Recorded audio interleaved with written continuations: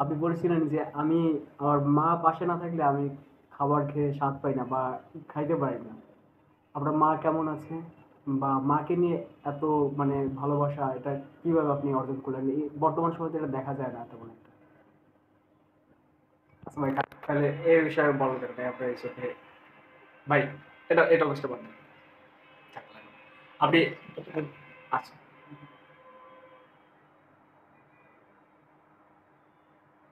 আমি আল্লাহ পাকের কাছে লাখো শুক্রিয়া যে আমার আল্লাহ পাক এখন আমার মাকে জীবিত রেখেছে, সুস্থ রেখেছে।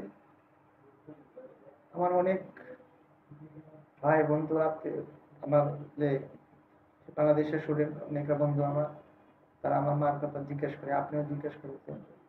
আসলে আমি আমার মার পাশে থাকলে যদি যে অল্প কোনো মানে সামথিং কিছু তরকারি দিয়ে খাবার খেলেও আমার শান্তিতে লাগে, ডাউল দিয়ে খেলেও আমার কাছে দিতে।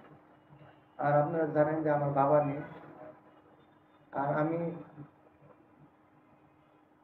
ছোট থেকেই আমি বাবা মা যা বলছি, বাবা যদি বলছে আজকে রাত, বলছি বাবা আপনি আপনি বলছেন তো হ্যাঁ, হ্যাঁ আজকে রাত। যদি মা এখনো মা আমার মা জীবিত আছে, বাবা মারা গেছে আল্লাহর জন্য আমার মা যদি বলে আজকে আমি আজকে এই যে আসছি, আজকে আমার মার অনুমতি ছাড়া আসিনি।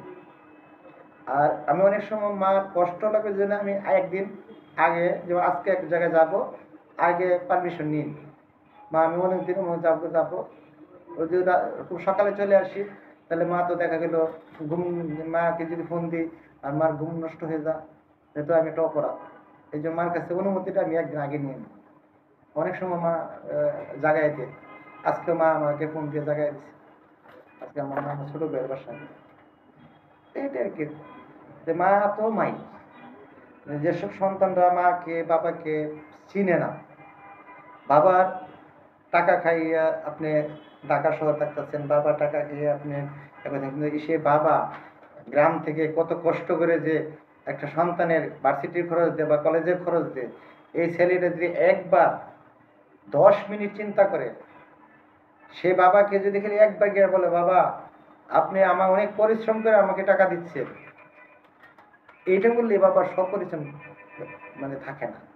কিন্তু ওই সন্তানরা, অনেক সন্তান আছে তাকে বাবাকে বাবাকে ডাকও দিতে চায় না।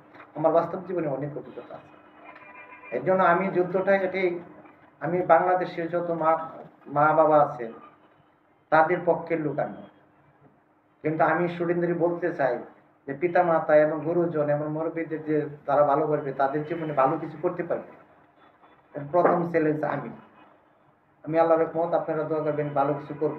এবং যারা পিতামাতাকে অপমূল্যায়ন করছে, অসম্মান করছে, আজকে টিভি টিভি দেখেন, পত্রিকা পাতায় দেখেন, সন্তানের অত্যাচারে মা, সন্তানের লাঠির আঘাতে মা মারা গেছে, বাবা মারা গেছে, এগুলি তো সুশীল সমাজের কারণে।